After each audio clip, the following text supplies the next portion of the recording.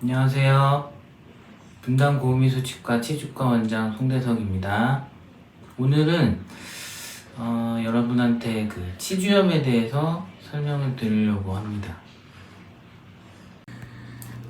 치주염은 그 한국인이 제일 많이 걸리는 질환 중에 하나인데, 그 국민건강보험공단에서 매년 발표하는 다빈도 질환에서 거의 상위권, 거의 1위를 독차지하고 있는 게 이제 치주염입니다.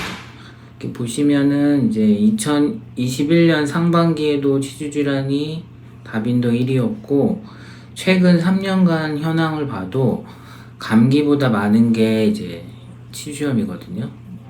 그리고 이제 치아 우식이 이제 충치인 거고, 그 다음에 이제 치수염이라고 해서 이제 우식이 많이 진행됐을 때 이제 치아가 아픈 치아 통증. 그래서 10대 질환 중에 이제 3개가 치과 질환이고, 그 중에 이제 독보적으로 제일 많은 게 치주염입니다.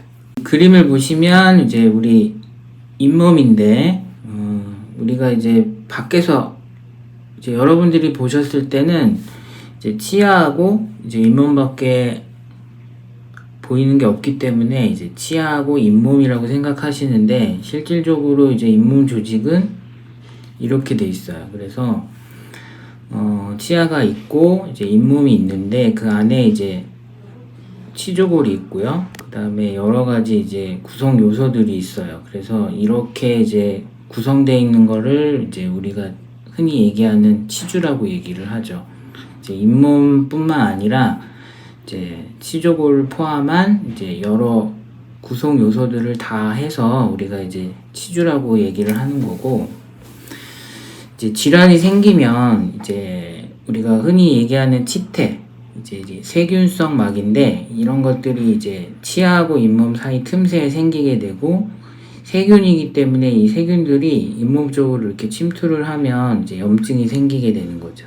그래서 이게 방치가 됐을 경우 이제 딱딱하게 치석이 되면서 이제 하방으로 내려가게 되고, 그러면서 이제 염증은 점점 심해지면서 결국에는 뼈까지 이렇게 흡수되면서 녹아내리게 되는 거고, 우리가 봤을 때는 이제 이 부분을 볼 수가 없기 때문에 이제 여기서 치석이 쌓인 거, 그 다음에 잇몸이 내려가는 거, 요런 거를 이제 확인할 수가 있는 거예요. 그 치주염의 그런 원인은 뭐냐? 세균인데, 그 세균성 감염이에요. 그러니까 치주염의 그 염증은 이제 세균성 감염인데, 그러면 이제 우리 몸에서 나타나는 다른 염증하고의 차이가 뭐냐?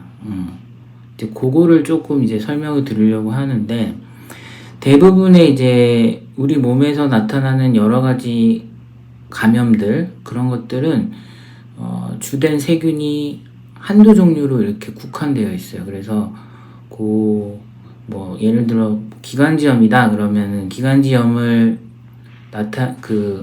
나타내게 할 수 있는 뭐 어떤 세균이 있다고 하면, 이제 그 세균을 어떻게 우리가 표적으로 해서 약을 쓰거나 하면 그 염증이 가라앉는 거죠. 근데 치주염은 그 원인균이 하나가 아니기 때문에 이제 복합적인 세균들이 관여하는 세균성 감염이라고 생각하시면 될 것 같고요. 그 세균들이 어떤 특징을 나타내냐면, 생체막이라고 하는 이 바이오필름, 이게 이제 좀 특이한 건데, 이제 우리 몸의 다른 어떤 감염이나 염증하고의 다른 점은 치주염은 이 바이오필름에 의해서 생긴다.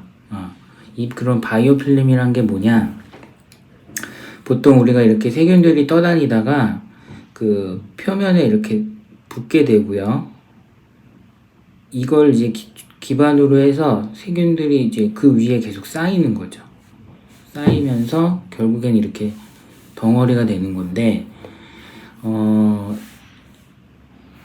아까는 이제 그 높낮이를 말씀드린 거고, 이제 옆으로도 이렇게 확장을 하게 돼요.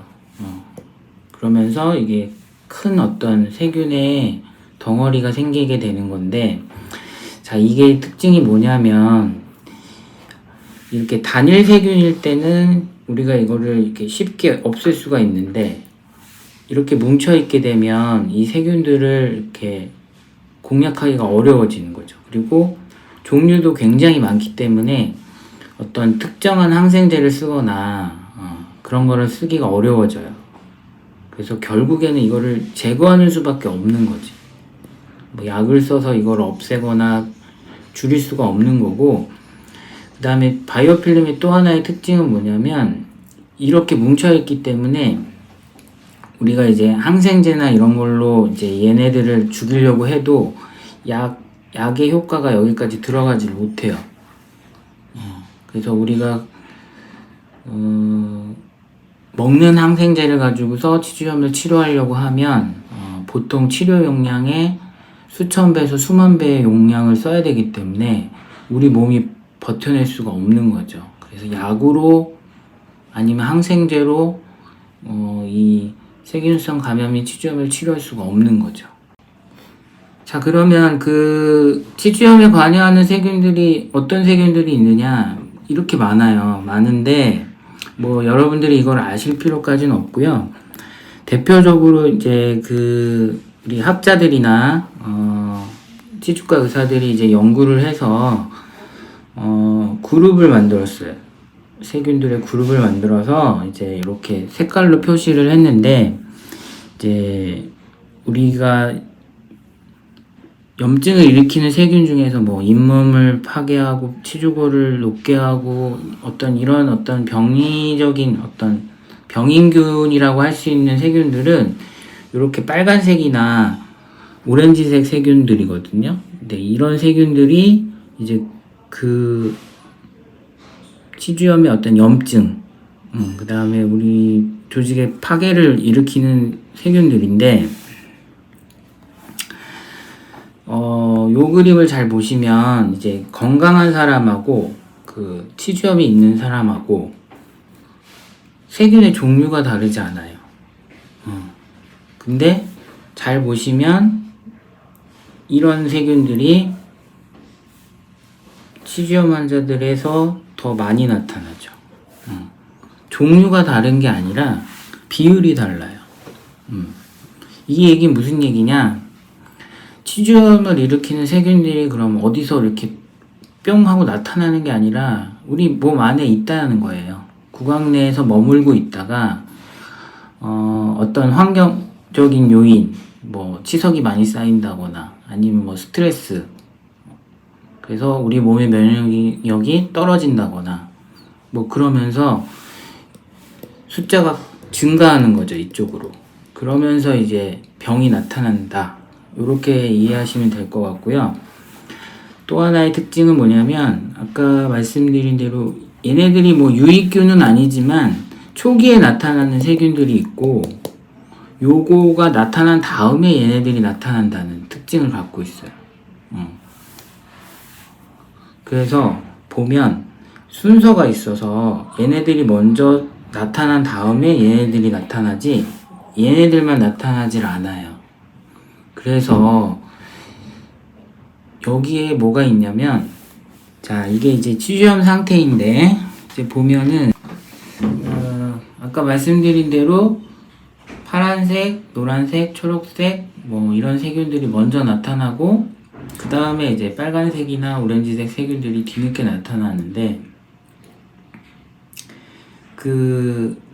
아까 순서가 있다고 말씀드렸는데, 자, 이런 상태에서 우리가 스케일링이라는 게 뭐냐면, 스케일링이라는 게 이제 잇몸 위에 보이는 이런 치석들을 제거해 주는 거예요.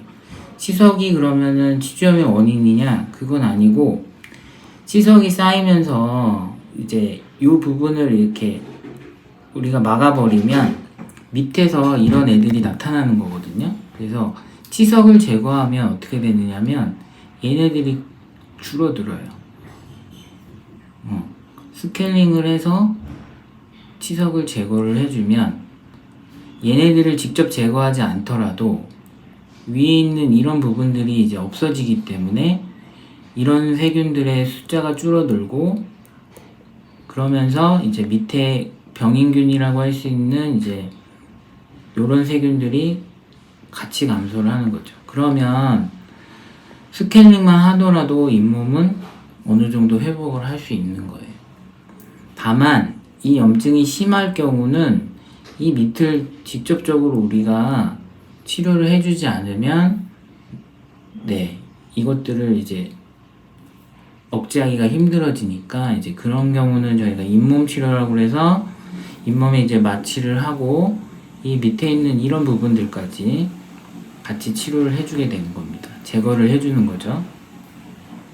그래서 이제 결론적으로 치주염이라는 거는 이제 이 세균에 의해서 생기는 건데, 이 세균을 적절하게 우리가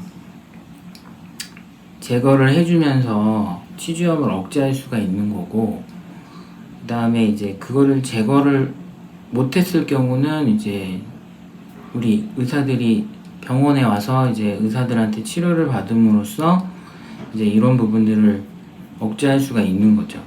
근데 요거의 기본은 뭐냐면, 아까도 설명드렸지만 치주염의 세균들이 어디서 오는 게 아니라 우리 몸 안에 있는 거예요. 근데 그게 우리 몸의 어떤 면역력에 의해서 그게 억제가 되고 있는 거거든요. 그래서 요 부분이 굉장히 중요해요. 요 부분에서 이제 이런 것들을 어느 정도 억제를 하고 있기 때문에 세균을 우리는 갖고 살지만 그게 다 염증이 되진 않는다. 그래서 치주염의 어떤 특징적인 게 뭐냐면 이제 만성질환이라는 거예요.